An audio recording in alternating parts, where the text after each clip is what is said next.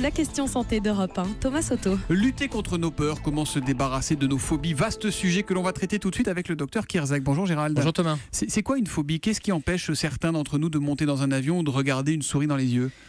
Une souris dans les yeux, je sais pas, mais en tout cas c'est une peur démesurée. Alors des souris, de l'ascenseur, de la foule, c'est ce qu'on appelle l'agoraphobie.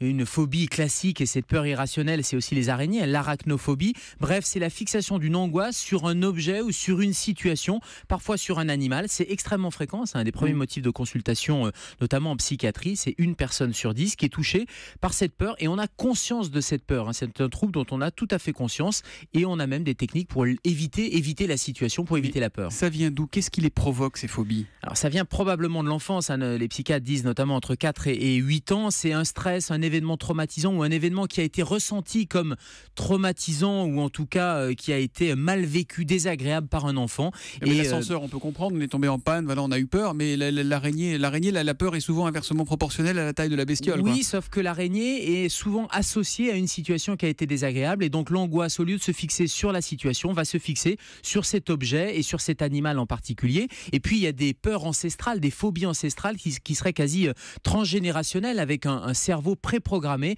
Et je pense en particulier à la peur des serpents ou à la peur de l'obscurité. C'est une espèce de vieux réflexe. Aujourd'hui, il paraît que la réalité virtuelle va nous aider et vous aider pour nous soigner. Oui, depuis déjà quelques années, il y a des équipes de psychiatres qui font de la thérapie cognitivo-comportementale. C'est-à-dire que le thérapeute va vous habituer à gérer cette peur, va vous exposer progressivement et grâce à des lunettes 3D, grâce à de la réalité virtuelle qui est de la réalité augmentée, eh bien, on va augmenter le réalisme de cette thérapie. Bref, on va vous immerger dans un univers, on va vous plonger, vous mettre en contact avec une araignée de plus en plus réelle, puisque grâce à ces lunettes 3D, grâce à ces casques 3D, eh bien, vous êtes complètement au contact de votre peur et progressivement, on va pouvoir vous habituer à la gérer. Mais ça veut dire qu'il faut forcer quelqu'un qui a une phobie pour la surmonter, la dépasser. Là on voit qu'on la met en face du problème, quoi. Oui, mais progressivement, et c'est le mot-clé, c'est pas violemment. Évidemment, il ne faut pas aller exposer violemment la personne à sa peur. Et puis il y a d'autres techniques, il n'y a pas que cette thérapie cognitivo-comportementale. Et il y a 2 techniques qui fonctionnent très bien, c'est 1, l'hypnose, et 2, c'est la technique de MDR. Vous savez, cette rééducation via les mouvements oculaires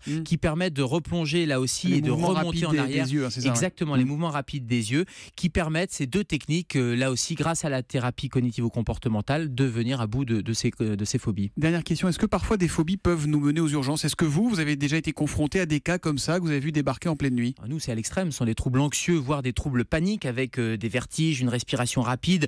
Alors, on n'utilise pas ces techniques d'hypnose, encore que certaines équipes d'urgence peuvent l'utiliser. On utilise des anxiolytiques et puis nous, on a une phobie à l'hôpital, c'est la phobie des souris. Alors, quand vous avez toute l'équipe qui monte sur une table, vous avez l'équipe soignante qui est sur la table parce qu'elle a peur des souris. Voilà, mais ça, c'est autre chose. Le docteur Kirzac, il a aussi la phobie de l'ennui. C'est pour ça qu'il passe une partie de ses nuits aux urgences et ses matinées avec nous sur Europe 1 pour la question santé qui revient demain, 7h-5. À demain, Gérald. À demain, Thomas.